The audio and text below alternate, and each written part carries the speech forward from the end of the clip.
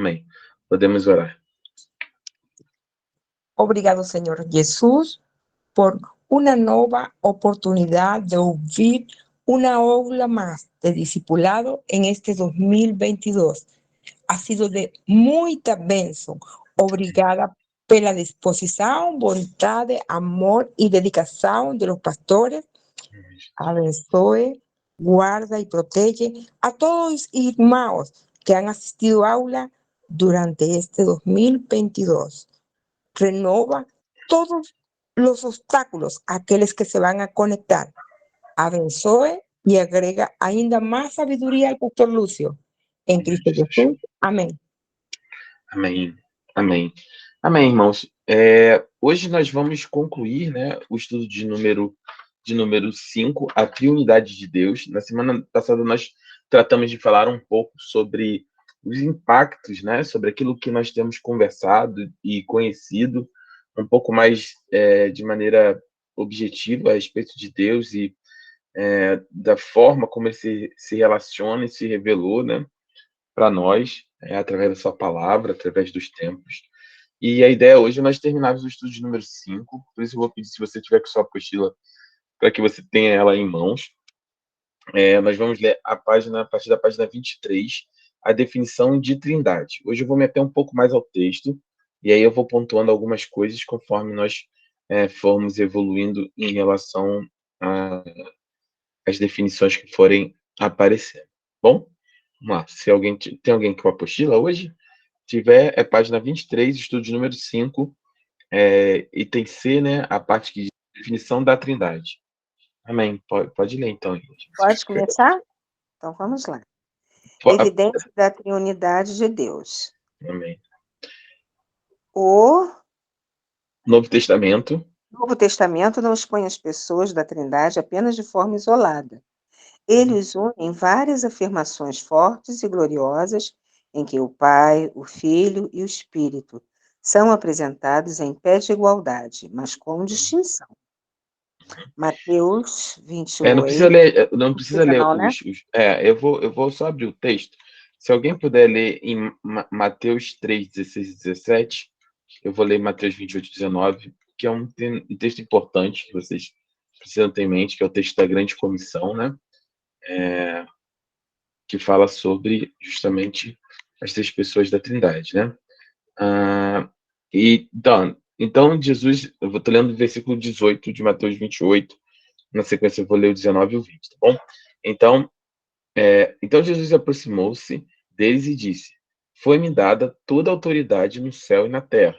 Portanto, vão e façam discípulos de todas as nações, batizando-os em nome do Pai e do Filho e do Espírito Santo, ensinando-os a obedecer a tudo o que eu lhes ordenei, e eu estarei sempre com vocês até o fim dos tempos, né?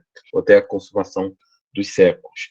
Então, nesse versículo 19, o próprio Jesus apresenta, né, a Trindade de Deus, não com esse nome, como a gente tinha falado na última aula, Trindade, mas de maneira clara, que tudo que fazemos, né, ir às pessoas, batizar, sempre em nome do Pai, do Filho e do Espírito Santo, né? 3 que são um, 3 que formam um. E esse texto de Mateus 28, 19 a 20, é um dos textos mais importantes para nós, porque ele é a definição de senso de propósito da igreja e dos cristãos. Nós fomos salvos, nós fomos remidos com uma finalidade muito clara, de que nós possamos ir a outras pessoas e façamos discípulos, né? Isso é algo que eu, particularmente, ao longo do meu ministério, é algo sempre que me incomoda sistematicamente. A pergunta é: tudo que fazemos, tudo que estamos fazendo, se existe nele propósito para que a gente alcance outras pessoas, né? Para que nós possamos alcançar outras pessoas. Nós não podemos viver uma vida cristã onde se torne normal nós não compartilharmos a respeito daquilo que cremos e de quem cremos, e que nós não façamos discípulos e não ajudemos outras pessoas a alcançarem a Deus. Então, essa é uma preocupação.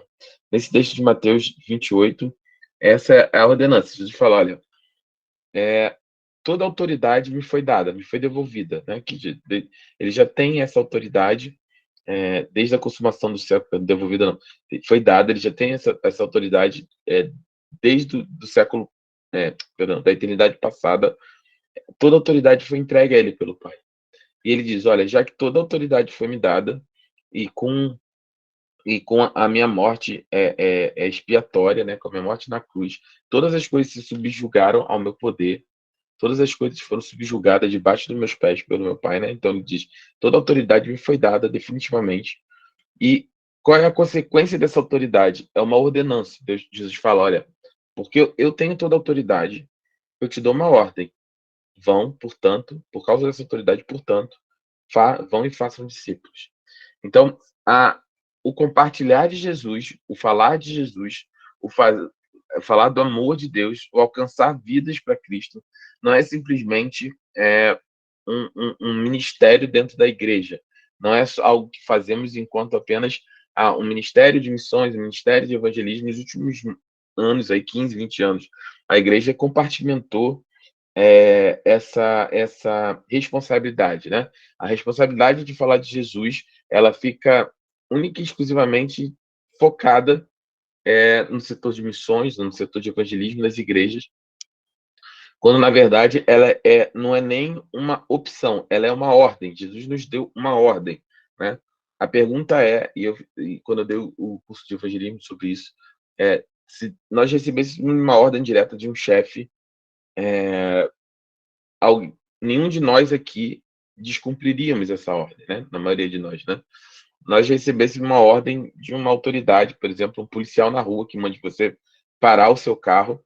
Por que você para o seu carro numa blitz, por exemplo?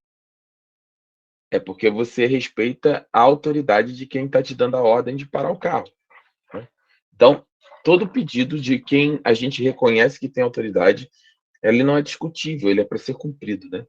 E nesse aspecto, Jesus nos deu uma ordem direta. Nós pastores temos conversado, e a ideia para o Ministério de Filadélfia, esse ano foi um ano de consolidação de muitas coisas, mas nós precisamos avançar nesse aspecto. E quando eu falo avançar, não é diferente, talvez, de muitas igrejas, infelizmente, que é o número pelo número, mas é o crescimento da igreja, não pelo crescimento em si, não pela quantidade de pessoas, de membros, não para termos igrejas cheias e mostrar força ministerial por conta das pessoas, não é isso. Mas é justamente pela essa inconformidade com essa ordenança. Nós precisamos, uma igreja saudável, uma igreja cheia do Espírito Santo, ela cresce, ela precisa crescer, né? Nós precisamos gerar vida, vida gera vida. E a gente precisa estar sempre aberto a gente alcançar pessoas e a crescermos como igreja. Bem, vamos ler Mateus 3, 16 a 17 e a gente volta. Alguém conseguiu abrir? Senão eu vou abrir aqui. Sim. Pode Assim, ler.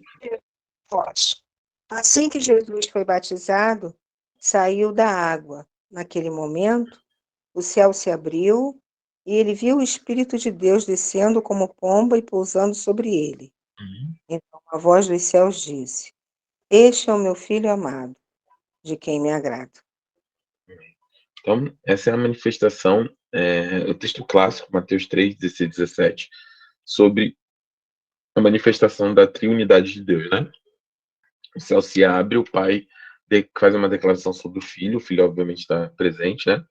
Fala, olha, esse é meu Filho amado, em quem eu tenho prazer, em quem me comprazo, e o Espírito Santo desce na forma corpórea de uma pomba sobre Jesus. Mas vamos seguir na apostila aqui, a gente tem bastante coisa para falar. A definição de trindade. Há uma dificuldade muito grande em definir exaustiva e corretamente essa doutrina, visto que a ênfase em um aspecto diminui o outro.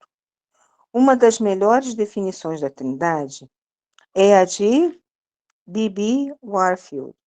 Existe apenas um Deus único e verdadeiro, mas na unidade da divindade existem três pessoas, coeternas e coiguais, da mesma substância, mas de subsistência distinta.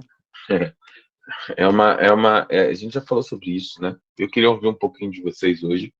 É importante que nós terminemos essa aula com... assim, vou colocar assim. com toda a dúvida esclarecida, quando a gente fala de Trindade, é impossível, é algo que realmente vai além da nossa capacidade humana, esse entendimento completo. A gente está falando de um ser que é extremamente complexo, divino, e que nós temos apenas evidências daquilo que ele se autorrevelou para nós. Então, a Trindade é uma doutrina bastante complexa do ponto de vista de entendimento. A gente tenta, alguns aspectos, entender aquilo que Deus estabelece dentro da sua palavra, né? Então, o que o Warfield fala nós temos um Deus único, verdadeiro. Então, ele é único, ele é verdadeiro. Mas nessa unidade existem três pessoas coeternas, então todos eles são eternos, de eternidade a eternidade. E são iguais na mesma substância, ou seja, na mesma essência, mas com subsistências distintas. Então são três pessoas que subsistem de maneiras distintas, mas numa unidade tão perfeita que eles se tornam um só, né? E eu queria ouvir de vocês hoje, para a gente animar um pouquinho a aula, sem ser aqueles que estão hoje animados para falar, sobre, assim, vocês têm dúvidas sobre isso? Tá claro? Isso muda o entendimento de vocês de alguma forma? Vocês pensavam nisso já, né? Tem pessoas aqui com datas diferentes de conversão, com mais tempo de igreja, menos tempo de igreja, mas vocês pensavam sobre isso? Se é algo que despertava em vocês algum tipo de dúvida ou curiosidade? Ou não, pastor, sempre, para mim foi claro, é o Pai, o Filho e o Espírito Santo, e amém. Fique à vontade aí, quem quiser abrir o microfone para falar. Pastor, eu Yasmin, tinha muitas dúvidas, Uhum. mas muitas delas foram esclarecidas até na primeira parte, na escola de discípulos, lá antes da gente começar essa. A gente estudando, e muitas coisas foram esclarecidas para mim. Até hoje eu estava vendo um vídeo muito legal, né? De uma pastora falando sobre Pai, Filho e Espírito Santo, e que o Espírito Santo não é porque a gente fala nele, né, Espírito Santo na terceira parte, não é porque ele é menos poderoso ou outra coisa, é porque ele aparece na Bíblia depois de Jesus e depois de Deus, por isso que tem essa ordem, e eu achei muito legal isso, ela falando, explicando, que não é para a gente achar que um é mais poderoso que o outro, ou que o Espírito Santo sei lá, é um sopro, isso que você já tinha explicado, né, pastor? Hoje em dia, assim, eu posso dizer por mim, graças ao discipulado e todas as nossas aulas, eu já consigo entender e explicar para as pessoas sobre a Trindade. Esse é um tema muito importante, né? Porque lembra que eu falei que assim, o mais importante dessas aulas, né? É o que eu estou dizendo assim, se nós parássemos hoje aqui, não vai ter mais aula por algum motivo, nunca mais.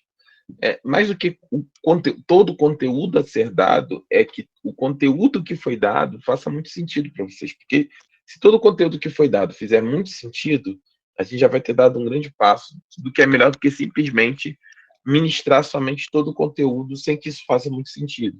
Então, para que a gente entenda, lembra que nós falamos sobre que a Bíblia ela é uma revelação gradativa. O próprio Deus ele estruturou, ele se revelou ao homem de maneira gradativa e crescente. Então, você começa em Gênesis, Deus vai se revelando, se revelando, se revelando, até o ápice dessa revelação, que é a vinda e o ministério de Cristo. Então, como no Antigo Testamento, quem é que se revela? É um Deus único, é Jeová, né? Ali é a manifestação clara de um Deus, de um Pai. E aí, quando Jesus vem, Jesus é a face visível de um Deus invisível. Aquele que nós não vimos, e aí o Deus invisível revela a sua face através de Jesus, que passa a ser a face do Deus visível. E aí você tem o Pai, e aí você tem Deus, e a manifestação do próprio Deus, né?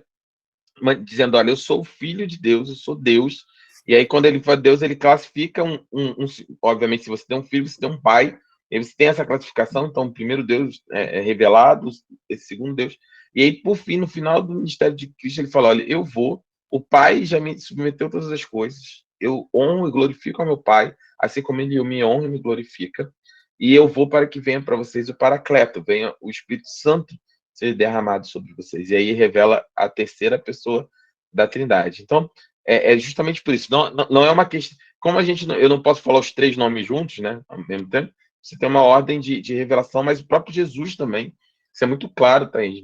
Ele sempre coloca nessa estrutura. Olha, quando vocês orarem, peçam ao Pai que está no céu, em nome do Filho, e sempre conduzidos e inspirados pelo Espírito Santo de Deus.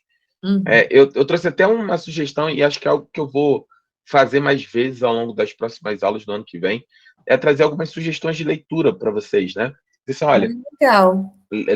Tem esse livro que eu acho muito bom, tem esse livro que eu acho muito legal, dá indicações de leituras, para que vocês possam realmente, obviamente dentro da vontade de vocês, construir, né, essa base de conhecimento. E eu tenho um sonho, assim, na verdade nós temos um sonho, os pastores, faz parte, a gente tem um organograma na igreja, né, um grande organograma ministerial, onde a gente tem várias áreas, uma delas é a área de ensinos, e dentro dessa área de ensino, eu sempre manifestei o desejo de construir uma biblioteca na igreja, né? Tem vários irmãos, né? Eu, por exemplo, tenho livros, tem vários irmãos que têm livros, né? E que não leem, na verdade, assim, já leram, já faz muito tempo que não leem mais.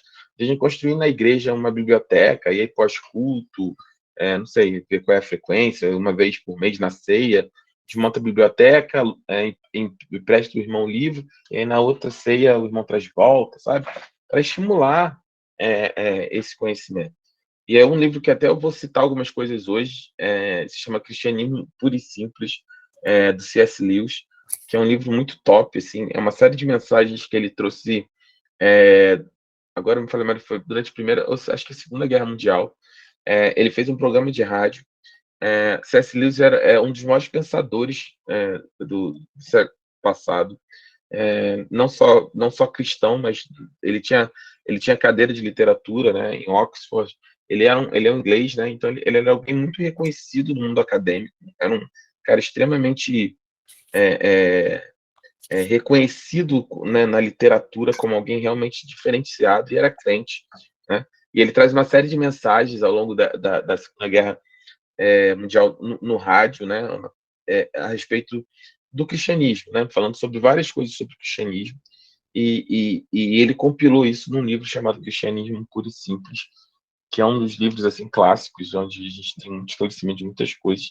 E eu vou trazer depois, e eu vou citar algumas coisas até desse livro aqui, mas e o C.S. Lewis, obviamente, que não sei se vocês sabem, estão associando, mas ele escreveu os Contos de Nárnia, né? Ele que escreve os Contos de Nárnia, né? O filme Nárnia, os livros de Nárnia. Mas a questão tem muita literatura, muita coisa boa que a gente pode falar sobre jejum, sobre oração, sobre missões, sobre evangelismo, né? Que pode construir em vocês, assim, né? Em todos nós, na verdade, porque até hoje eu costumo falar com minha esposa, né? A vida do pastor às vezes é bastante difícil, né? E vocês se acostumem, porque daqui sairão pastores, pastoras, líderes, onde você tem que ter muito zelo pelo seu ministério, né? Porque a maioria do tempo a gente está falando muito, pregando, e sobra pouco tempo, ou quase nenhum tempo, para nós sermos ministrados. Nós ministramos muitas vezes e somos ministrados poucas vezes. E uma das formas que eu utilizo, né, para manter o meu ministério sempre, vamos dizer assim, com água limpa na fonte, né, que você está entregando, você precisa ter sempre coisas novas para daquilo que Deus tem movido no seu coração, ler. Leitura é sempre uma das excelentes opções. Ler muito, conhecer muito. E eu lembro que quando eu me converti, nossa, faz tempo, hein? Em agosto de 99, uma das coisas que eu mais fazia na época, eu estava na faculdade, eu ia para a UFRJ, lá na Praia Vermelha, e o que eu fazia era ler muito. Eu lia na ida, lia na volta, lia no ônibus indo, e lia nas barcas vindo. E eu lembro que eu lia, assim, num ano, assim, se bobeasse, eu lia 30, 35, 40 livros no ano. E isso vai trazendo, né, informações. Li livros bons, livros ruins, livros que não acrescentaram muito, livros que acrescentaram muito. Mas a verdade é que nós cristãos devemos ter essa sede por conhecimento, né? E, obviamente, a literatura é uma dessas fontes, e eu realmente, numa geração que a gente está muito acostumado, e tem muita coisa boa no YouTube, mas que está tão acostumado somente a clicar e ver, mas é importante que você busque literatura mais densa, né? Porque normalmente em redes sociais ou no YouTube você tem conhecimento muito superficial, né? Você arranha só a superfície, mas tem coisas que é importante que você se aproxime. E a Trindade é um desses pontos. Pode falar, Ângela. Pastor, eu tenho uma pergunta que Uhum. pode ser até um pouco boba, eu não sei. Uhum. Mas é uma coisa que eu tava pensando, eu já vinha pensando assim há um tempo. Tem até um louvor que eu gosto muito, que é aquele cruz, né? Tem uma parte que quando Jesus está na cruz, ele fala assim, por que desamparaste seu filho? Deus meu, por que desamparaste? Uhum. Aí eu fico me perguntando, por que ele perguntou isso, sabe? Por que ele falou isso, se ele já sabia da missão, já sabia que isso ia acontecer? Nossa. Agora não. Não é nada absurdo, mas é uma excelente pergunta. É o tipo de pergunta que vocês têm que fazer. Assim, eu fico muito feliz quando eu ouço esse tipo de pergunta, e de verdade. Porque o cristianismo é isso, irmãos. A gente precisa perguntar, assim, a gente precisa questionar, a gente precisa ir mais fundo, sabe? Quando tem muito. Quem é pentecostal há mais tempo, sabe? Sempre desses negócios, né? Não, porque a gente precisa mergulhar mais fundo. Aí vem a onda a onda, nenhuma crítica que tá à igreja em si, né? Nenhuma crítica aos pastores, à igreja. Aí vem a onda das igrejas pintadas de preto, com muitas luzes, né? Eu não estou falando nenhuma específica, tá? Porque normalmente quem interage quando fala assim, remete à Lagoinha, não é isso. A maioria, tem um movimento em relação a isso. E aí tinha os movimentos, eu até costumo brincar com minha esposa, né? Ficou tudo em inglês, né? Antigamente a gente chamava na Assembleia, a gente chamava assim, era consagração, era reunião de oração, aí virou Dipper, né? Sabe, essas coisas, mas o que é você ir mais fundo? O que é você. É justamente você ter esse tipo de pergunta, né? Entender qual é. Eu vou só jogar a bomba aqui, vou responder a sua pergunta, mas, por exemplo, se questionar, nós somos pecadores, amém? Nós somos pecadores. Esse pecado, essa natureza caída, a seu também. A gente tem a natureza caída, né? Em relação a Deus, obviamente. Mas vocês já se perguntaram, por exemplo, Adão e Eva não tinham. Por que não existia pecado? Né? E por que Adão e Eva pecaram? Essa é uma pergunta. Concorda? Eu e você, nós não temos escolha, porque nós somos filhos de uma natureza já caída, né? De uma decisão que nossos pais primários, né, tomaram essa decisão. Mas Adão e Eva não tinham essa decisão. Não tinham ainda esse peso, né? Porque eles nasceram sem pecados. E Deus já sabia que eles iam cometer. E Deus sabendo. Que eles iam pecar. E por que Deus permite, por exemplo, então? Né? Assim, isso vai para o próximo ano. Mas são perguntas, não é isso? Se a gente tem um Deus nesse aspecto, eu já estava até vendo com a minha esposa um documentário, um podcast, na verdade, sobre isso. E são perguntas muito boas, né? Porque se Adão e Eva foram criados sem pecados, por que eles pecam? Né? Estabelece esse princípio. E se Deus sabia, porque Deus é onisciente, é sabedor de todas as coisas, que ele ia pecar, por que Deus permite? E mais, se esse pecado original foi tomado com base no livre-arbítrio que Deus concedeu ao homem, por exemplo, já dando uma palhinha da resposta, como é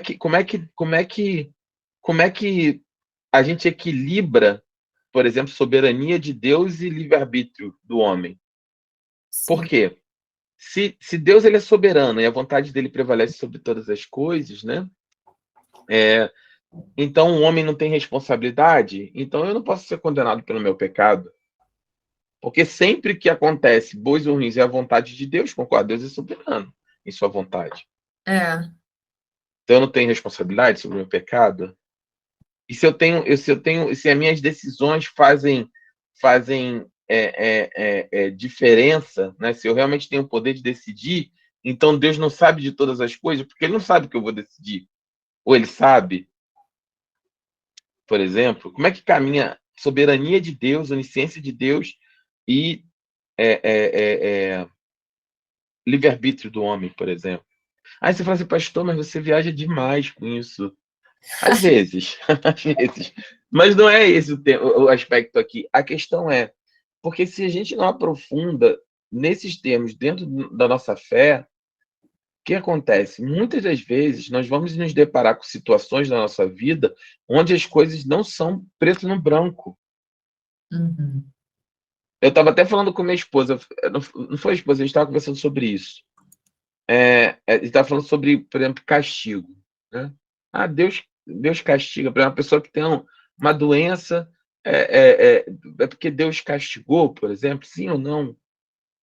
E a resposta é que realmente a gente não tenha, obviamente, cada caso é um caso especificamente, mas a verdade é que, por exemplo, esse tipo de parâmetro não faz nenhum sentido. Porque a pessoa doente é porque ela deu brecha, porque ela pecou. A pessoa que fez uma coisa errada lá atrás sofre uma consequência na frente. Sim, claro, óbvio que tem a lei da semeadura que Deus estabeleceu, que o homem plantar, ele semear, ele vai colher. Ok, a gente entende isso.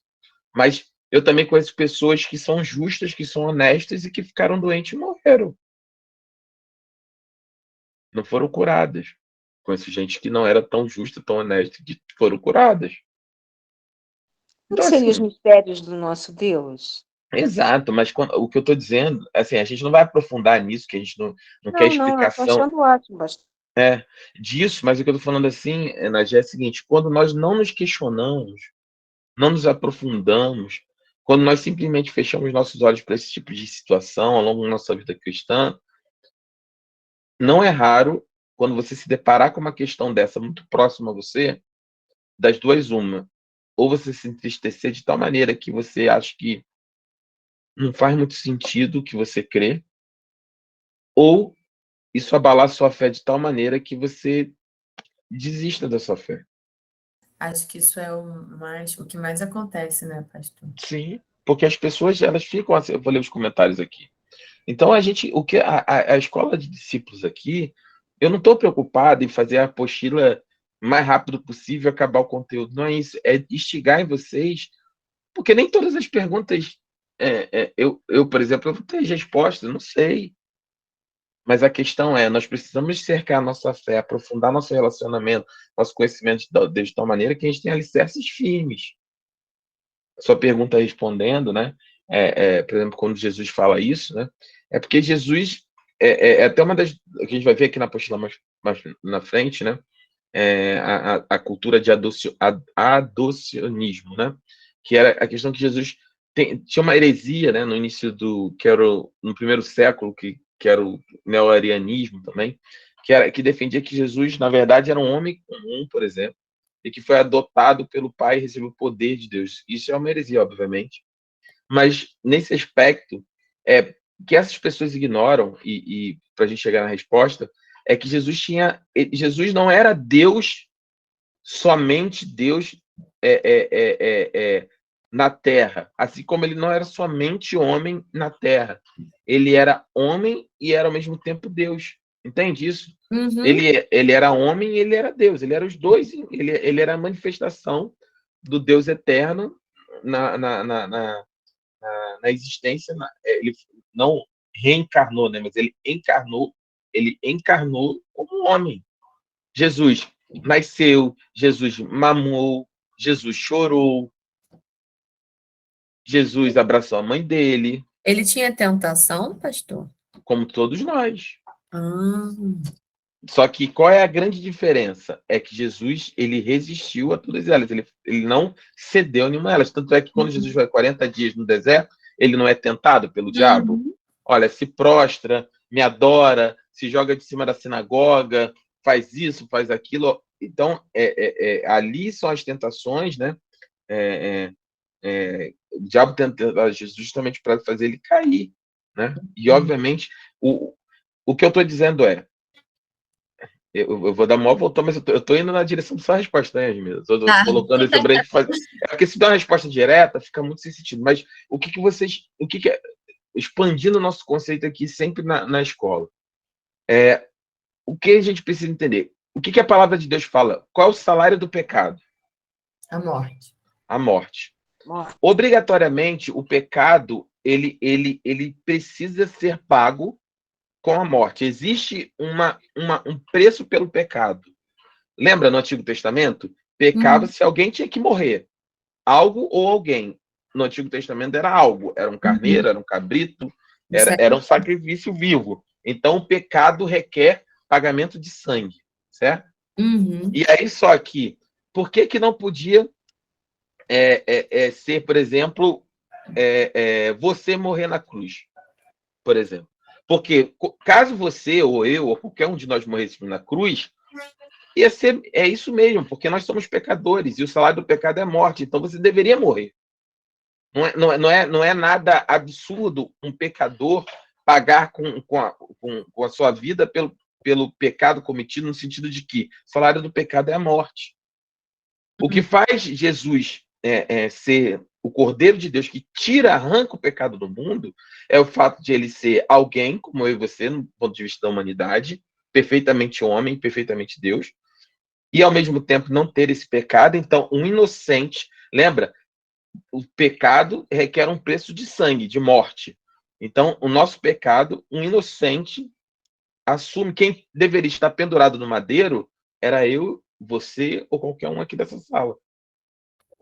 Essa era a questão. E Jesus assume o nosso lugar, e aí eu vou chegar nessa questão. Então, a gente tem todo pecado requer um pagamento com sangue, com vida, de algo ou alguém. Isso requer o sacrifício, né? E Jesus assume essa posição de sacrifício, mas só era válido, e a gente vai ver Paulo falando sobre isso, porque lembra que ele fala, olha, onde o primeiro Adão pecou, onde o primeiro Adão errou, o segundo Adão foi vitorioso. Adão cai no jardim do Éden. Jesus vence. Lembra? Onde é que Jesus está orando? É no jardim do Getsemane, né? Que ele fala assim, se possível, passa de mim esse cálice, mas que seja feita a tua vontade. O que torna o sacrifício de Jesus, e eu vou chegar na sua resposta, tão especial, é que nós cristãos não podemos, isso você tem que carregar para a sua vida. Jesus não era uma máquina programada para se destruir aos 33 anos. Jesus não veio, sabe, eu sou nerd, né? Sabe Exterminador do Futuro? Você já viu o filme Exterminador do Futuro? Ele não era um ciborgue, ele não era eu sou Jesus e eu vim morrer por você aos 33 anos. Não. Jesus amava a sua família, Jesus amava os seus discípulos. Jesus chorou, lembra disso? Qual é o menor versículo da Bíblia? Quando Jesus vai encontrar o amigo dele e ele sabe que Lázaro está morto, a irmã de Lázaro vem até ele, dizendo, Senhor, se eu tivesse vindo antes, ele estaria vivo, e ele vê os amigos, né, os familiares, todos conduídos, chorando, e a Bíblia diz que ele se perturba no seu espírito, quer dizer, as emoções dele afloram, e ele chora, mesmo sabendo que ele poderia ressuscitar Lázaro, e é o que ele faz na sequência. Jesus amava a vida. O grande valor do sacrifício de Jesus era que justamente Jesus não era suicida. Jesus não veio à Terra contar, não vejo a hora de eu morrer e ir lá para o céu.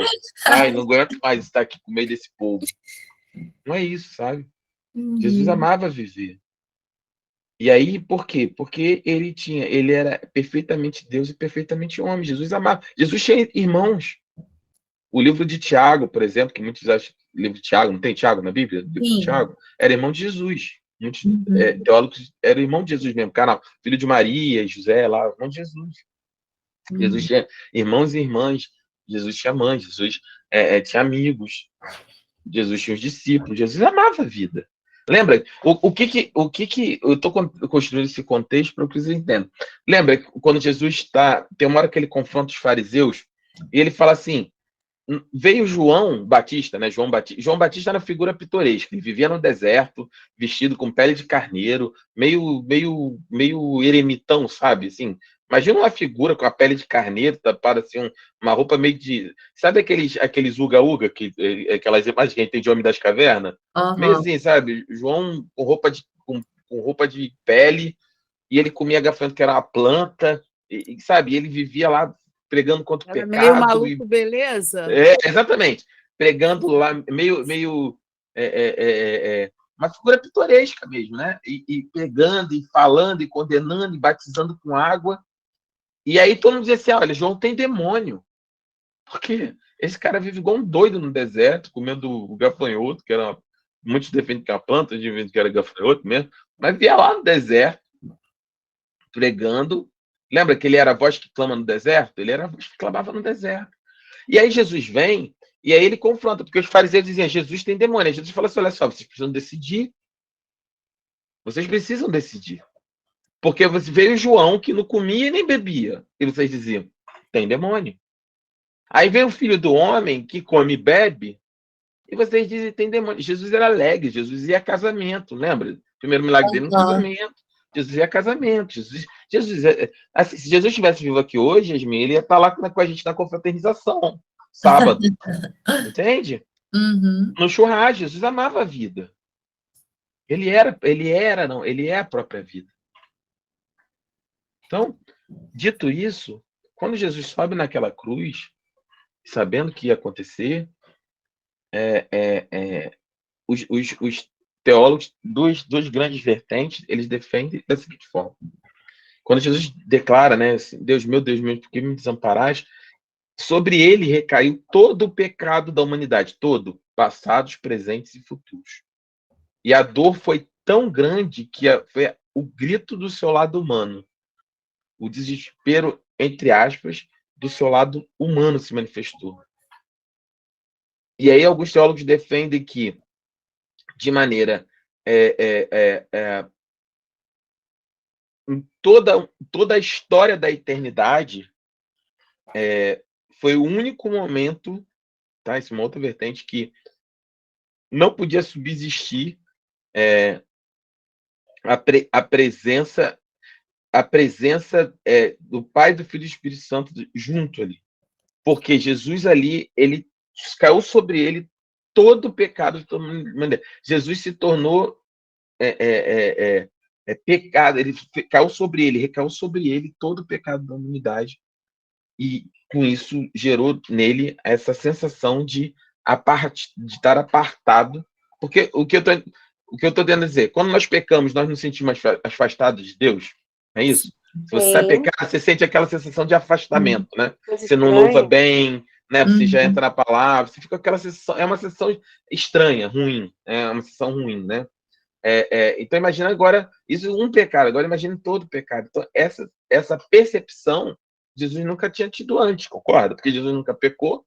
Sim. E quando ele se faz pecado, ali a manifestação da dor, da separação, do afastamento, por conta do que ele se fez pecado, fez com que a humanidade dele, essa dor manifestasse. Por isso ele fala, Deus meu, porque me desamparaste.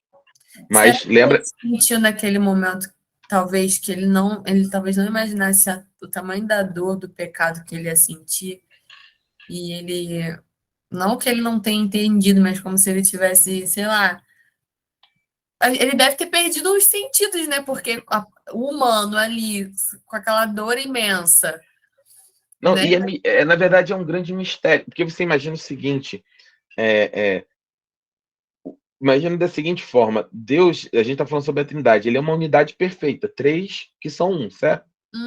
Só que é um Deus santo que não pode subsistir no pecado em si. Então, de alguma forma, alguns teólogos defendem que em algum momento ali houve uma quebra dessa comunhão perfeita, entendeu? Porque ele era pecado ali naquele momento, ele significava, ele recaiu sobre ele as nossas dores, as nossas transgressões. Mas logo imediatamente, qual é a frase seguinte? Ele fala, Deus meu, porque me desamparaste, e mais na frente ele fala, em tuas mãos eu entrego o meu espírito, né?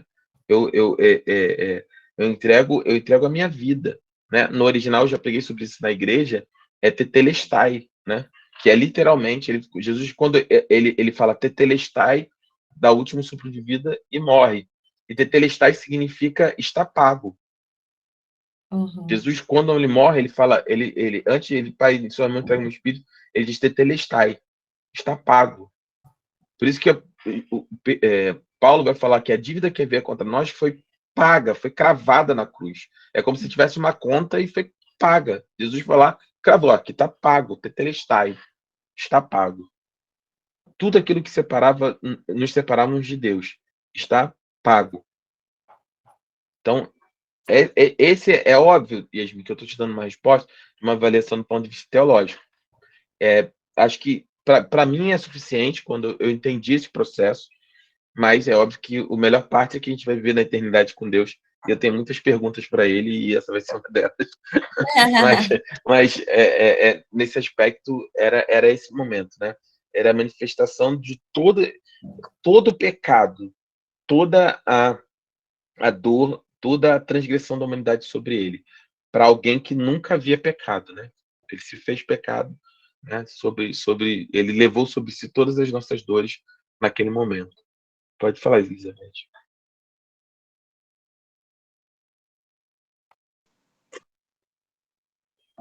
Pode sim, pastor. Não, a respeito do que a irmã falou, a pergunta dela, né, a resposta também do senhor, que Jesus naquele momento não sabia. Só que eu lembrei que teve um momento que Jesus foi orar e ele foi naquele momento que ele estava em tamanha agonia que suou gotas de sangue, né? De tão angustiado que ele estava. E não foi nesse momento que ele sabia que ia passar por tudo isso? Porque Não, também era Deus? eu não falei que ele não sabia. Eu tô falando, a gente não tem como saber quando ela falou que ele talvez não tivesse dimensionado. Eu falei que não existe como a gente saber o que Jesus sentiu naquele momento. Não tem como, assim. Sim, entendi, porque a gente não sabe que é ter todo o pecado, todas as transgressões. Eu falei isso, né? Se a gente já pecou, você já tentou, assim, você cometeu um erro, você já tentou fazer um culto, por exemplo, ia ter um culto quando você não está bem, quando você cometeu, é horrível. Você simplesmente não flui na presença do Senhor, não flui. Você não consegue. Parece que tem uma parede entre você e Deus, assim, né? Se você discutiu na sua casa com seu marido, enfim, perdeu a cabeça, aconteceu alguma coisa na sua família, no seu trabalho, ou você fez algo realmente. Você chega, é difícil você fluir, né? O processo é de se arrepender, pedir perdão a Deus. Então, assim, efetivamente, o que Jesus sentiu naquele momento não dá para dimensionar, porque foi algo que nunca aconteceu na história, nem antes nem depois dele. Que ele tomou sobre si as dores, não minha, não sua, não do Antônio, não da Yasmin, mas de toda a humanidade, dos pecados passados, presentes e futuros. Ele levou sobre si todas as nossas dores. É nesse sentido que eu falei, de nós não temos condições, obviamente, de saber o que Jesus sentiu, né? A gente só tem essas análises exegéticas e teológicas a respeito daquele momento. Entendeu, Elizabeth? Sim. Peço até desculpa, pastor, porque a internet que está falhando. Não, sem problema. É importante não ficar nenhuma dúvida em relação a isso. Tá bom? E Yasmin, está respondido? Tá bem? Bom, não sei se é respondido, né? Mas sim, tá sim. mais claro. Tá bom. Então vamos continuar lendo. Funções dentro da Trindade. Vamos lá. Apesar da unidade da coexistência das pessoas da Trindade, o Novo Testamento apresenta funções distintas de cada uma delas, embora trabalhem perfeitamente juntas no mesmo propósito. O Pai elegeu os santos, amou o mundo e concede boas dádivas. Pode continuar, o Filho sofreu por nós, trouxe redenção e sustenta todas as coisas. C. O Espírito Santo regenera o perdido, capacita e santifica. Amém. Esses textos aqui, né, depois vocês podem dar uma olhada em cada um deles, né, sendo o mais clássico aí, João 3,16, né, Deus amou o mundo de tal maneira que deu seu Filho unigênito para que todo aquele que nele crê não pereça, mas tenha vida eterna. Mas durante todo o Novo Testamento, né, fica muito claro o papel distinto de cada uma das pessoas, né, da Trindade, o Pai, o Filho e o Espírito Santo, na obra redentora da salvação. Quem aqui da nossa igreja, aqui Caraí, você tem tido a oportunidade, né, nos últimos 4 domingos, na verdade 5 domingos, eu tenho falado sobre a série Efésios, e fica muito claro ali, né, quando Efésios 1, quando Paulo começa a dar graças, ele fala, olha, eu dou graças a Deus Pai, que elegeu, né, e predestinou os crentes para a salvação. Ele fala sobre a obra redentora do Filho, executada pelo Filho, e ele fala também sobre o Espírito Santo, que é o responsável por selar, né, por trazer essa vida e selar no crente essa aliança com Deus, né? Então, cada pessoa, né, da Trindade tem um papel muito claro nesse grande plano da salvação. Deus, em algum momento na eternidade, ele vislumbrou, lembra da nossa pergunta inicial, que o homem pecaria, e ele estabeleceu ali um plano da salvação. Por isso que Jesus é o Cordeiro de Deus, que foi morto antes da fundação, que tira o pecado do mundo, e ele foi morto na eternidade, ele foi morto antes.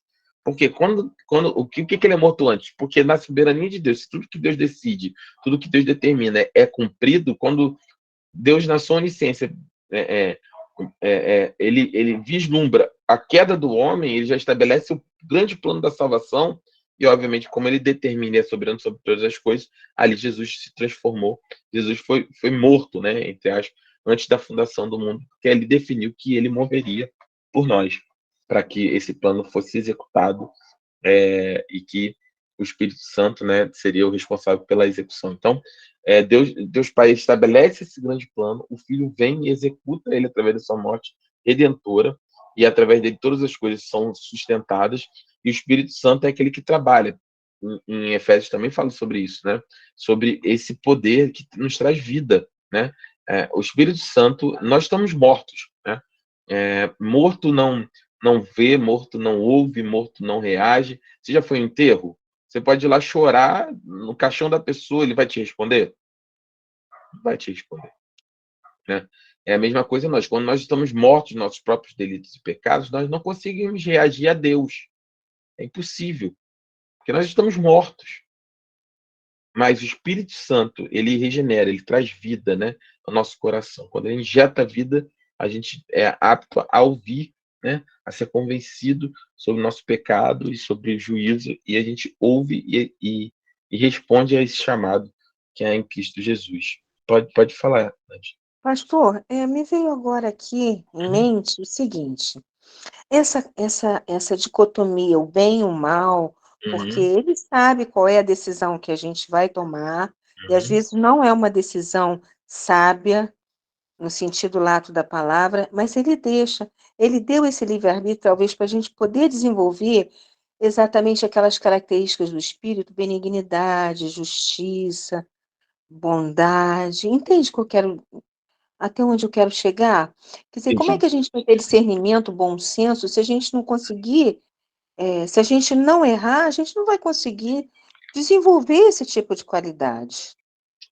Na verdade, assim, essas coisas são consequências do livre-arbítrio que Deus nos deu, Sim. tá? O erro ele não é consequência do livre-arbítrio, o erro é consequência do pecado que entrou através de Adão e Eva no mundo, na raça humana. O que a gente tem que pensar é o que eu falei, quando nós temos uma visão somente micro do que nós estamos vivendo, se a gente ficar preso somente ao que a gente vive hoje, a gente não consegue entender a dimensão e a grandeza do que Deus está estabelecendo. Vamos olhar de maneira clara, tá, Nádia? Assim, o que Deus estabeleceu? Vamos afastar um pouco, assim, o plano está aqui, vamos sair aqui, vamos afastar bem distante para a gente ver.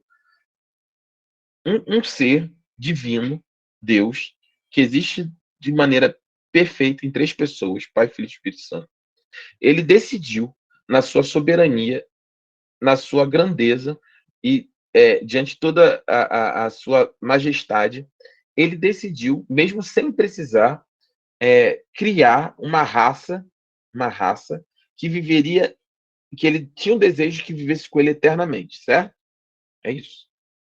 Deus não precisa de mim, de você, para absolutamente nada. Ele lembra que a gente viu nas outras aulas que ele subsiste por si só? Mas ele decidiu criar uma raça à sua imagem e semelhança, e nos planos dele é que essa raça viveria eternamente com ele, para todo sempre. Só que, para que isso fosse espontâneo, você concorda com o seguinte: se Deus cria o ser humano e nós não temos a condição de escolher, certo? De escolher estar ou não com Deus, não seria um relacionamento, vamos dizer assim, um relacionamento saudável nesse aspecto, porque a gente é obrigado. Imagina o seguinte: Deus te criou e você é obrigada a viver com ele para a eternidade. Certo? A gente não faz isso com filho, a gente não faz isso com marido, a gente não faz isso com ninguém, concorda comigo? A gente não faz isso com ninguém. Então a gente ninguém pode ser obrigado, porque aí já não é um relacionamento, é uma autoimposição, certo? É uma autoimposição, é o mais forte sobre o mais fraco. Deus é poderoso, logo ele me obriga a viver com ele para sempre. Eu vou fazer o quê? Eu vou viver com ele para sempre. Ok. Só que Deus desejou que esse relacionamento para a eternidade fosse feito de maneira voluntária.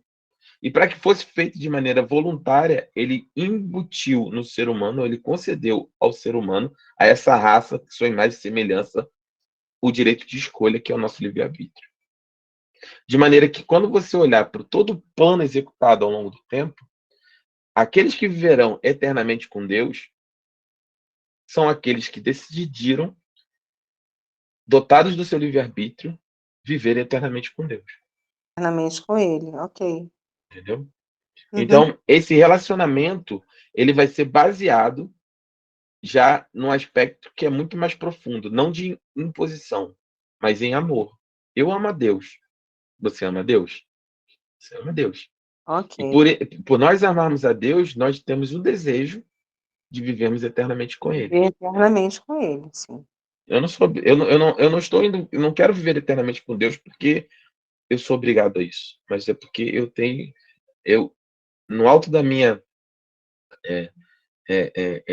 do meu livre-arbítrio e com a vida que o Espírito Santo gerou, né, trabalhou no meu coração, me atraiu, eu decidi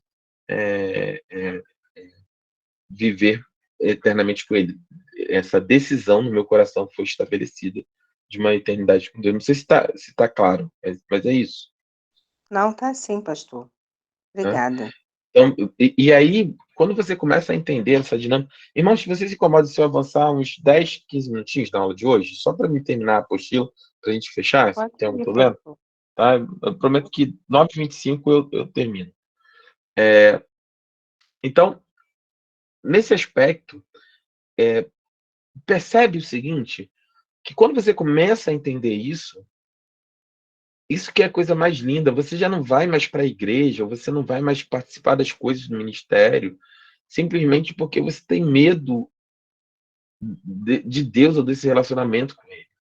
Temor é uma coisa. Eu dou sempre esse exemplo. A minha filha, por exemplo, ela tem temor no coração dela a respeito do pai. Ela sabe que quando eu falo firme com ela, ou quando eu dou uma ordem direta a ela, eu sou pai dela. Ela sabe disso. E ela fica com medo, assim, né? Com medo, assim, com temor no coração. Ela me obedece, porque ela sabe que eu tenho autoridade sobre, eu sou pai dela. Mas a Helena, ela não tem medo de mim. Ela não chega aqui em casa e corre para o quarto com medo do pai dela. Não, ela chega, me beija. Ela tem uma relação de amor comigo, como pai dela, mas ela reconhece em mim a autoridade, e por ela reconhecer essa autoridade, ela gera nela o temor no coração dela para que ela faça conforme a minha autoridade estabelece na vida dela. Mas também, em contraposição, ela me ama porque ela sabe que tudo que eu faço, isso é claro, por exemplo, óbvio, com todas as falhas como ser humano, né? Mas tudo que eu faço é para o bem dela. O bem dela, por amor a ela, né? Por amor a ela. Inclusive quando eu a corrijo, inclusive quando eu brigo, inclusive quando eu castigo, inclusive quando eu digo não.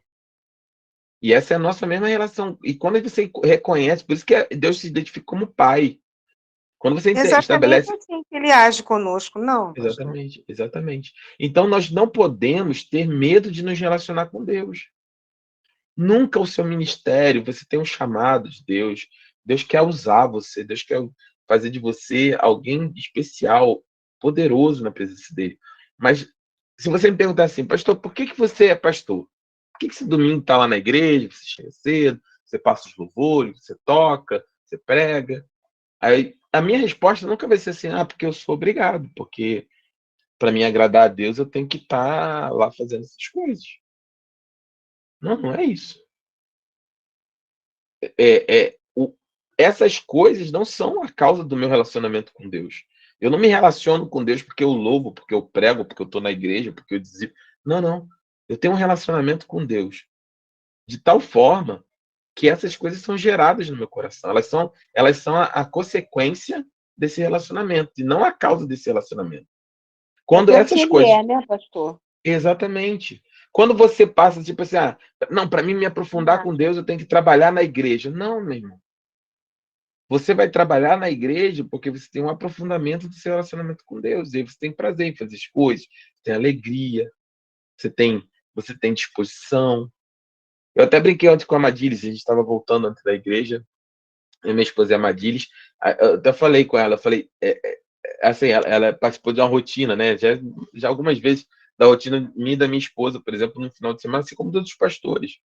E é pesado, a gente começa culto quinta, culto sexta, aí teve evento no sábado, aí a gente já acorda cedo, aí já vai, minha esposa prepara o café da manhã que era aí eu passo os louvores, prego, isso aqui, aí saio, aí vou, aí minha filha tinha ensaio de dança, fiquei da dança, ficamos pro culto. Mas aí no final eu tava já abrindo a boca, né, dirigindo já, aí eu falei, tô cansada, mas tá muito cansada. Eu falei, aí eu até falei com ela assim, mas é engraçado, porque aí as irmãs aqui, os irmãos que são marombeiros vão me entender. É o mesmo cansaço, sabe quando você treina bem na academia? Você fica cansada, mas depois você toma um banho ali, você termina as suas coisas, tá rindo ali. Você sente, é um cansaço, mas é um cansaço prazeroso, não é um cansaço exaustivo, derrotista, no sentido assim, não é isso, não é pesado. É um cansaço, fala, nossa, eu tô cansado, mas é prazeroso. Então, esse é o relacionamento que nós devemos ter com o Senhor.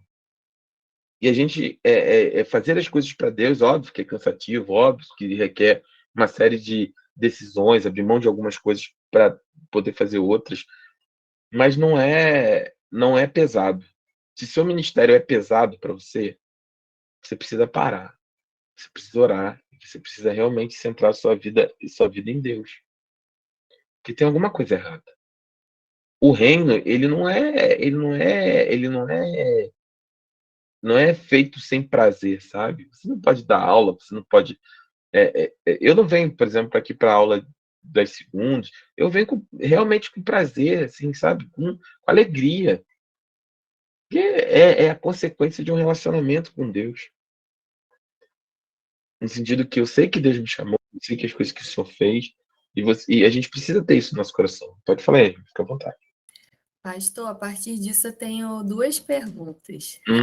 Não sei Uhum. nem se vai dar tempo. Não, tá sim. Uma é sobre isso, né, que você está falando, sobre o nosso relacionamento, o prazer e tal, o que o senhor pastor tem para comentar a respeito desse caso que está sendo abordado bastante sobre o Kleber Lucas, sobre ele ter falado aquelas coisas sobre a palavra, né, sobre o louvor, sobre o hino.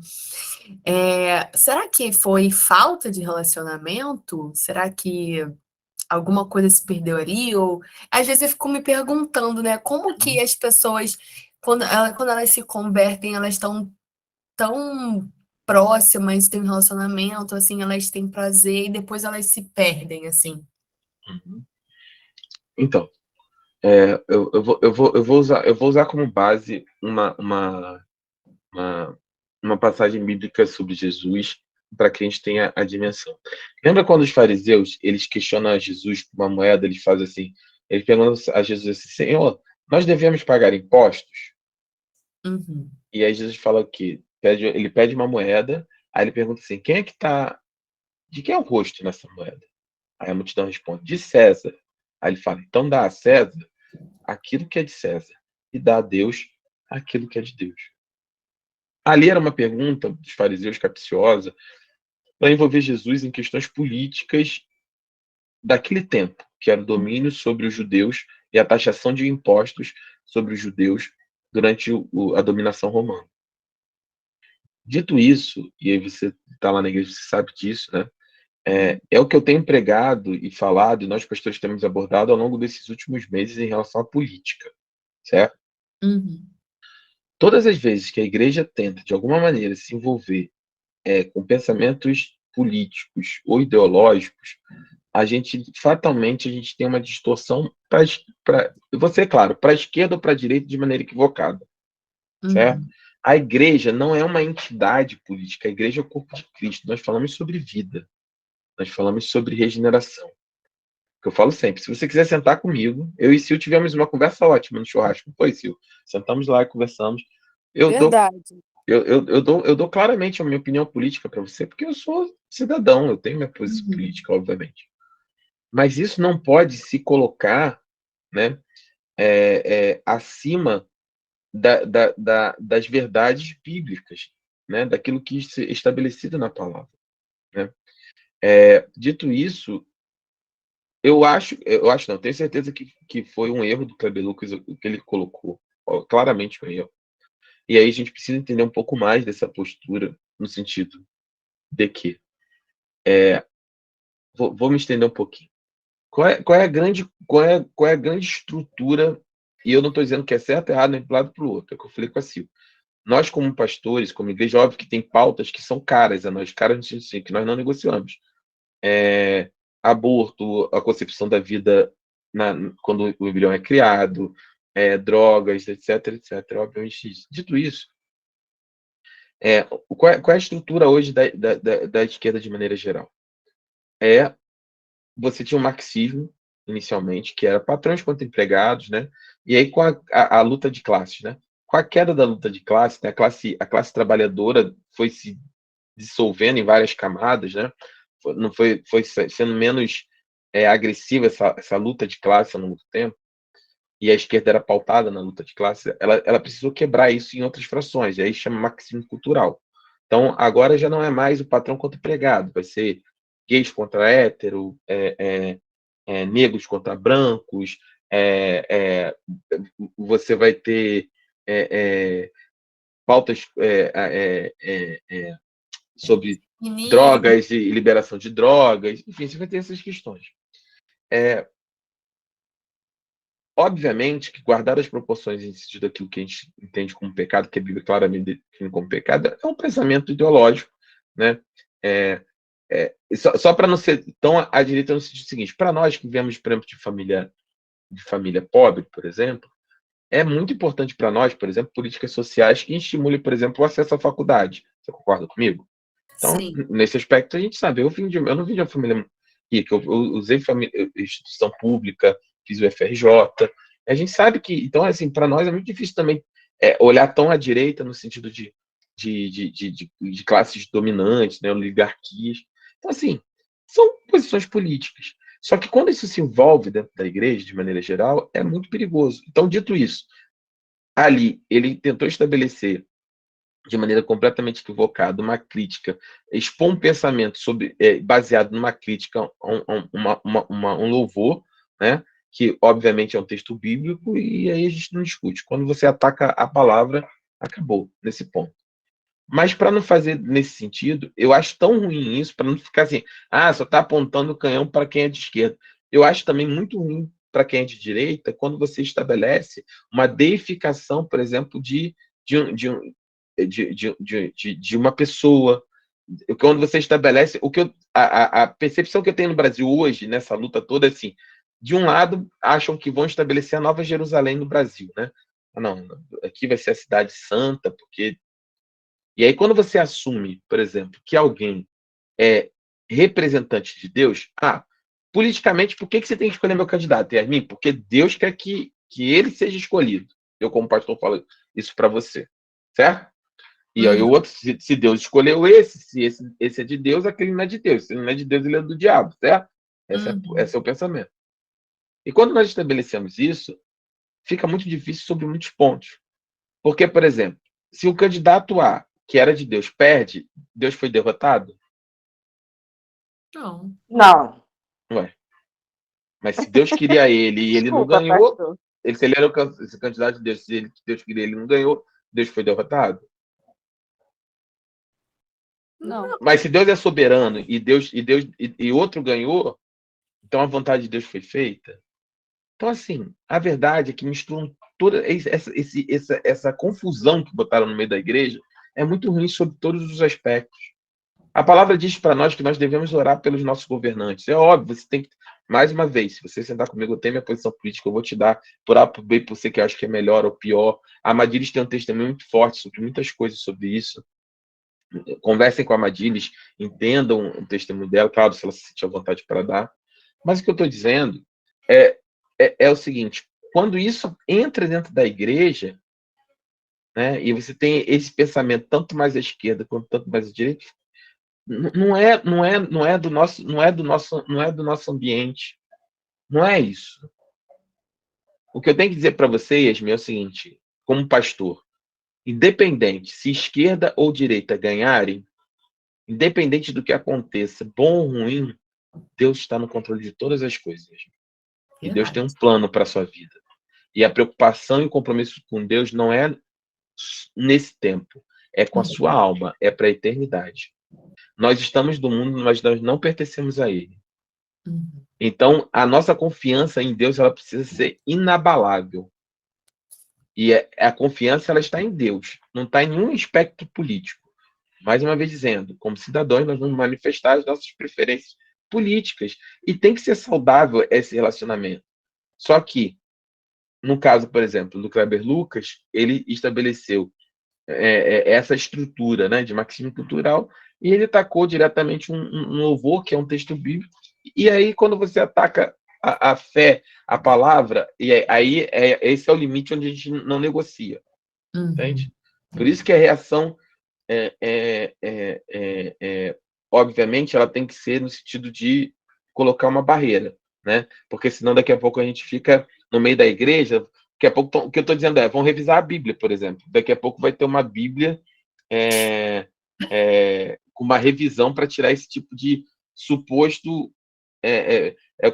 Aí acho que foi o Leonardo Gonçalves que falou sobre Deus é general, e aí que os povos da América do Sul que foram pisados por ditadura, sabe? Aí vira uma loucura, aí você esquece. Então, assim, nós precisamos ter o nosso coração sempre focados no seguinte: nós estamos no mundo, mas nós não somos parte dele. Né? Fica a minha frase aqui que eu falei. Eu estava na porta da igreja um tempo atrás, abrindo lá o portão, passou algum irmão que conhecia a igreja lá, alguém passou, buzinou, aí falou: não pode deixar o Lula entrar aí não pode deixar ele entrar aí não, hein? Aí eu disse a seguinte resposta para ele: ele pode sim entrar aqui, ele só não pode sair do mesmo jeito que ele entrou. Assim como o Bolsonaro pode entrar aqui, só não pode sair do mesmo jeito que entrou. A igreja, ela é para todos. E nós pregamos a mudança de vida baseado no poder do Espírito Santo. Quando a igreja levanta muros, ela deixa de ser a representante de Deus na Terra e ela passa a ser uma força política e ideológica. E como força política e ideológica, você tem que estar sujeito a sofrer qualquer tipo de repressão e retaliação do outro lado. É verdade, pastor. Então, assim, nós não podemos, como cristãos, entrar. Eu tenho que respeitar a sua decisão, entendeu, Yasmin? Pastor, eu votei fulano. Poxa, Yasmin, eu acho que isso não seria bom por causa disso, por causa daquilo outro. Eu não sei o que, isso aqui lá. Pronto. Eu não posso demonizar as suas escolhas, entendeu? As suas decisões. Sim. Dentro do aspecto daquilo que é estabelecido na Bíblia. Pastor, eu decidi agora que, nossa, eu vou marchar pela maconha, porque maconha é vida. Aí eu, como pastor, obviamente, você falou: Yasmin, vem cá que a gente vai orar por você, esposa, põe as mãos aqui que tem alguma coisa errada com a Yasmin. Né? Porque nós somos a partir disso, não, porque essas pautas pra gente não são negociáveis, né? Não, a partir de agora, Deus é amor e a gente, sabe, e as pessoas têm direito a trabalhar e a gente vai apoiar todas as casas de prostituição do Rio de Janeiro. Entendeu? Aí não rola. É óbvio que isso a gente não vai negociar, né? Agora, eu não apoio, por exemplo, todas as casas de prostituição do Rio de Janeiro, obviamente. Mas as portas da nossa igreja estão abertas para todas as prostitutas que quiserem ir lá. Porque nós vamos amar ela com o mesmo coração que o Senhor as amou, porque elas são tão indignas quanto eu sou indigno. Entre eu e elas não tem nenhuma diferença. No sentido de que, talvez entre eu e elas, a única diferença que existe é que eu reconheci isso diante do Senhor e aceitei Ele como meu Senhor e Salvador. E espero muito que elas façam o mesmo. Entendeu? Então, essa é a nossa posição. Mas agora eu preciso terminar. Vamos ler rapidinho aqui a apostila, desculpa aí. Heresias a respeito da Trindade. Vamos ler. Aqui é bem rápido o finalzinho, a gente vai terminar, tá bom? Devido à falta de uma definição. Pode ler. Tá, vou ler. Pode ler. Devido à falta de uma definição clara da Trindade na Bíblia, esse foi um campo em que floresceram inúmeras heresias sobre a divindade, principalmente nos primeiros séculos. Algumas delas são adocianismo, crê em Jesus, crê que Jesus era um homem comum que recebeu poderes especiais do Espírito Santo no batismo. Modalismo, crê que existe apenas uma pessoa divina que se apresenta de modos diferentes durante a história, também conhecida como sabelianismo ou patripacianismo.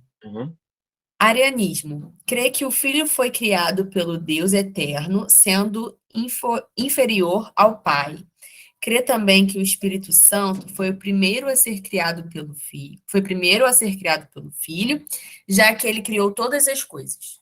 Isso. Então vamos falar. São algumas heresias que se estabeleceram ao longo da igreja. Antes de eu só queria fazer um parênteses, tá, Yasmin? Rapidinho, voltando lá naquele assunto, o Kleber Lucas. Obviamente que a postura dele é completamente errada, mas o que eu não concordo também são pessoas que simplesmente se levantam contra o irmão. E não é só se posicionar no sentido de, olha, você está errado, está equivocado nesse aspecto e tudo, mas assumir uma postura de ataque, sabe? De deboche. Kleber Lucas, quem diria, hein? Logo você é um herege. Isso não é postura de igreja. Isso não é ter o fruto do Espírito. Eu nunca vou tripudiar, me alegrar ou zombar da sua queda, Yasmin. Não posso. Lembra que eu prego sobre isso na igreja em Efésios? Nós somos um. Efésios 4:4. Uma só igreja, um só corpo, um só Espírito, um só Deus, uma só esperança. Nós somos koinonia. Quando você cai, dói em mim. A questão ali, a minha postura como pastor sobre isso é uma pena o Kleber ter feito isso. Mas eu oro e vou orar para que, em nome de Jesus, ele se restabeleça. Porque ele sempre foi uma bênção na mão do Senhor. E nada do que ele fizer vai apagar tudo aquilo que Deus usou ele e que Deus o levante, se for o caso. Deus conhece o coração dele. Agora, a pessoa simplesmente apontar, falar, tripudiar, sentir prazer na queda, sabe? Tá vendo? Sempre falei que a Yasmin era assim, ou que a Rita era assim, a Nádia era assim, a Tatiana era assim, a Lorena era assim. Isso não é cristão. Isso não é... Lembra que domingo agora eu preguei. Portanto, sede imitadores de Cristo e vivam em amor. Nós precisamos viver em amor. A igreja está cheia de ódio. Isso é um problema sério. Sabe? Isso é um problema. Sabe? Aí por que você fala, mas pastor, como é que você sabe que isso é um problema sério? Tem um grande espelho para nós, tem um país que tem um cristianismo muito mais avançado, que é os Estados Unidos, né? Porque os pais fundadores americanos eram crentes, né? Cristãos. Então eles têm, em termos de tempo, de dilatação, muito mais tempo como uma sociedade cristã do que nós temos, protestantes, né? E lá eles estão, nesses eventos, eles estão na frente desse tipo. E lá as pessoas têm dificuldade em aceitar o crente porque o crente se tornou um fiscal da sociedade. As pessoas rejeitam o evangelho porque o crente se tornou um fiscal da sociedade. Vorazes, ignorantes, agressivos. Nós fomos chamados para dar outra face. Nós devemos caminhar assim. Nós somos aqueles que, se você me obrigar a andar uma milha com você, eu ando mais uma. Porque o amor, no final, sempre vence, pelo Espírito Santo de Deus. Bem? Então, falando aqui sobre essas questões. O adocionismo é muito antigo, aquilo que eu falei há um pouquinho, né? São algumas seitas que acreditam que Jesus era homem, que recebeu... É como se fosse, Jesus só era homem e recebeu um poder especial do Espírito Santo. Não é isso, né? A gente já viu aqui que não tem nada a ver com isso. Modalismo. Eu já falei sobre isso, quando eu falei sobre a questão da água, né? Da Trindade, que é água, é gelo e é vapor, lembra? É água nas três formas, né? Mas o modalismo, por isso que eu tomei cuidado quando eu dei esse exemplo, porque o modalismo acredita assim, que Deus em algum momento, para ficar claro para nós, como fosse assim, Deus em algum momento ele era água, em algum momento ele virou gelo, e em algum momento ele virou vapor. Não a existência de Deus nas três pessoas, entenderam o que eu estou falando? O modalismo acredita que Deus foi se mudando, Deus era o Pai, Deus era o Filho, Deus virou o Espírito Santo, sabe? Não, são três pessoas de maneira conjunta, né? Unida, né? Uma unidade perfeita. Pai, Filho e Espírito Santo manifestando ao longo da história. E o arianismo, ele é importante, que quem tem muito sobre isso, se eu não me engano, são os testemunhos de Jeová, por exemplo. Né? Eles acreditam que Jesus é Deus, mas é um Deus menor, é um Deus inferior, porque foi um Deus criado pelo Deus Pai, entende? E o Espírito Santo é criado a partir de Jesus, porque Jesus criou todas as coisas. Então eles acreditam que Jesus é Deus, mas é um Deus menor, é um Deus em menor escala, porque foi criado pelo Pai. E quando a Bíblia deixa claro que Pai, Filho e Espírito Santo, eles existem de eternidade a eternidade, todos os três são deuses da mesma substância, então não existe essa hierarquização nesse sentido, né? Não. Todos os três são deuses, né? Mas Jesus coloca dessa forma, né? Nós damos glória ao Pai, que glorifica o Filho e que são glorificados pelo Espírito Santo. Para nós terminar, aspectos práticos da doutrina da Trindade.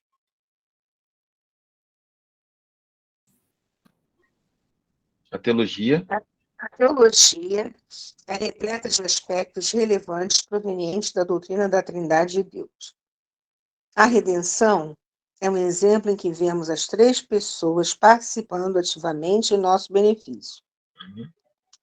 A revelação de Deus envolve o Filho e o Espírito trabalhando na comunicação da verdade de Deus. A prioridade sem inferioridade é vista na Trindade como base para o relacionamento correto entre o homem e a mulher. Na oração, apesar de podermos nos dirigir a qualquer das três pessoas, seguimos o precedente bíblico e falamos com o Pai, em nome do Filho, conforme a direção e intercessão do Espírito Santo. Esse aspecto, né? E eu queria terminar aqui agora. Eu lembro que eu falei do livro do C.S. Lewis. Eu vou botar depois no grupo. Se chama. Vão dar um texto também do Philip Yancey, que é sobre graça. Vou pegar. Amor, pega meu Kindle, por favor. Traz aqui, por gentileza. Eu vou dar já o nome também. Mas o que eu queria falar nesse livro, ele traz o seguinte texto, tá? É uma forma de expressar. E ele tem muito poético, ele fala sobre a dança da eternidade, né? Ele chama, nesse aspecto a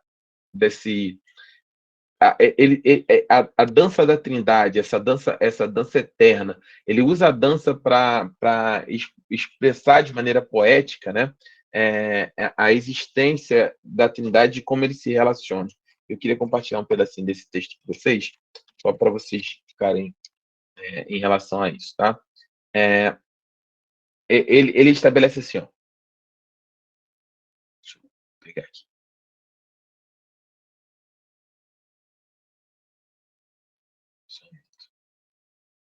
A dança divina. Pronto, peguei.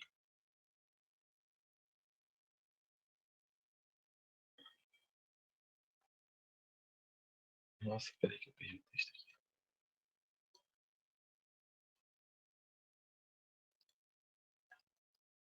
Peraí, porque correu o texto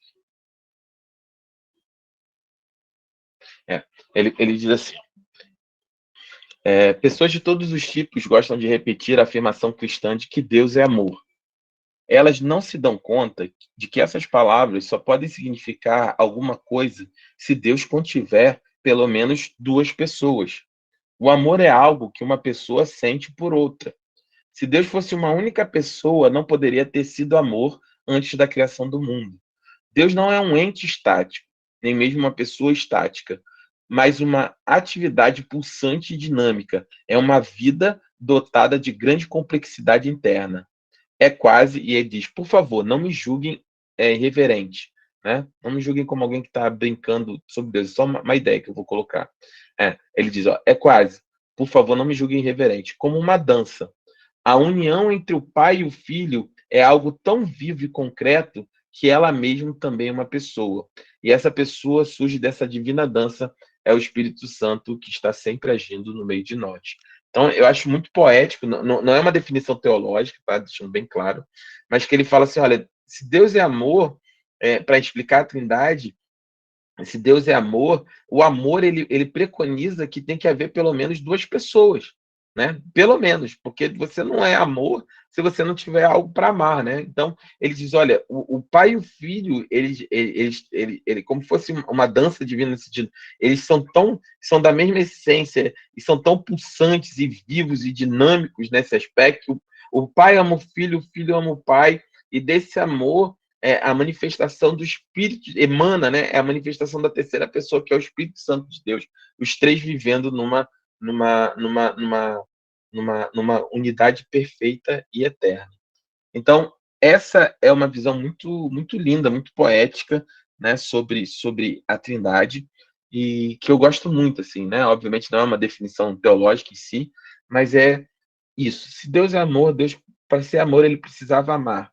E ele amava, eles se amavam entre si, dentro da própria Trindade. O pai amava o filho, que amava o pai, e desse amor, né, a emanação dessa dança divina, né, de amor, a emanação é o Espírito Santo, é a terceira pessoa da Trindade. É como se o pai e o filho dançassem eternamente em amor, e o Espírito Santo, que é a terceira pessoa, se movesse, né, no meio dessa dança, desse amor, emanasse o puro amor de Deus. Então é isso, irmãos. A gente tem que conscientizar e entender que nós servimos a um Deus extremamente maravilhoso, complexo, sábio, grandioso, e que, na manifestação desse amor, decidiu, simplesmente no coração dele, amar a mim e a você, e ele tem estabelecido esse plano ao longo da eternidade em cada uma das três pessoas, o Pai, o Filho e o Espírito Santo de Deus. E aí, por isso que nós, nessas três pessoas, seguimos a precedência bíblica, como ele diz, né? Nós oramos ao Pai, ou falamos ao Pai em nome do Filho, e conforme a direção e a intercessão do Espírito Santo. Amém? Amém. Pronto, terminamos. Tá? Fiquem com Deus. Na próxima semana nós vamos orar para terminar. Não teremos aula, lembrando, voltamos dia 16 de janeiro. E sexta-feira essa aula vai estar disponível aqui para vocês poderem assistir no nosso canal lá no YouTube, tá? Vamos orar. Vou pedir para a Yasmin orar. Yasmin foi bastante ativa. Olha, para nós encerrarmos a aula em nome de Jesus. Bom? Sim. Senhor, meu Deus, meu Pai, agradecemos, Senhor, o fechamento desse ciclo, desse ano de estudos aqui no Discipulado, Senhor. Que o Senhor possa continuar, Senhor, conduzindo as nossas aulas no próximo ano, assim como conduziu todo esse ano, Senhor, conduziu o nosso pastor, trazendo cada vez mais conhecimento e nos aprofundando na sua palavra, Pai. Agradecemos, Senhor, por estar em comunhão todas as segundas e todos os dias contigo, Pai. Que essa sua aula, que a aula de hoje, Pai, possa engrandecer e possa nos dar cada dia mais sede, Senhor, de conhecimento. Em nome de Jesus. Amém. Amém. Amém, meus irmãos. Obrigado, desculpe pelo horário, mas hoje a aula foi quente, tá bom? Até agora, 16 de janeiro. Fiquem na paz. Paz. Boa noite. Boa noite. Boa noite.